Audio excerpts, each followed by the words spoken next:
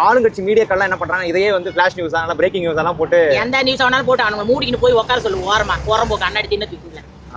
ஒரு பொம்பளைங்களுக்கு பாதுகாப்பு இருக்கா? 8 மணிக்கு மேல ஒரு பொட்டை பிள்ளைங்க ஏட்ட நடக்க முடியுதா? அநியாயம் திரும்ப பண்றானுங்க. அதுக்கெல்லாம் தண்டனை அனுபவிச்சுட்டு தான் போவானுங்க, ஒன்னும் இல்லாத இல்ல. ஆமா, அவரோட அரசு அவர் ஜெயிக்கிறதுக்கு வாய்ப்பு இருக்குல்ல, அதனால அது மாதிரி பண்றாங்க. மொத்தம் வந்து அவர் ஜெயிக்க கூடாதுன்றதுக்காக தான் இதெல்லாம். ஒரு சாதாரண ஒரு படத்தை வெளியே வர விட்டாங்களா பத்தியா? எவ்வளவு நாள் அவர் படம் வெளியே வராத அளவுக்கு அவர் ஜெயிக்கிறது சான்ஸ் இருக்குன்னு இவ்வளோ என்ன பண்ண முடியுமோ அவரை தடுக்கிறதுக்கு எவ்வளவு பண்ணலாமோ அவ்வளவு பண்றாங்க. நமக்கு ஒரு மாற்றம் இருக்கணும் இல்ல. அவர் செய்யறாரு செய்யல, அது அப்பாற்பட்ட விஷயம். ஃபர்ஸ்ட் இந்த 2 கட்சி இல்லாம வேற ஒரு கட்சி வந்ததுன்னா நாடு எப்படி இருக்கு பார்க்கணும். அதுக்காக வாச்சு இந்த தாட்டி விஜய் வரணும், கண்டிப்பா வரணும். குடும்ப வாழ்க்கைக்கு அரசியலுக்கு என்ன பாருக்கு? அவரோட தனிப்பட்ட வாழ்க்கையை வச்சு அரசியலையா நம்ம சேர்க்கணும். சரி வரட்டுமே புள்ள ஒரு வாட்டி பணந்து வரட்டும், அது என்ன பண்ணுது பார்க்கலாம்.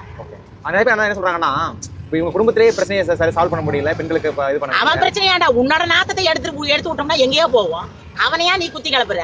உன் நாத்த நாரியும் கிடக்குது. அத்தை முதல்ல சென்ட் போட்டு மூடுன்ற அவனையா பத்தி பேசுற? அவன் கணவன் மனைவி போயிருவாங்க, நாளைக்கு ஒன்னா குடிக்குவாங்க.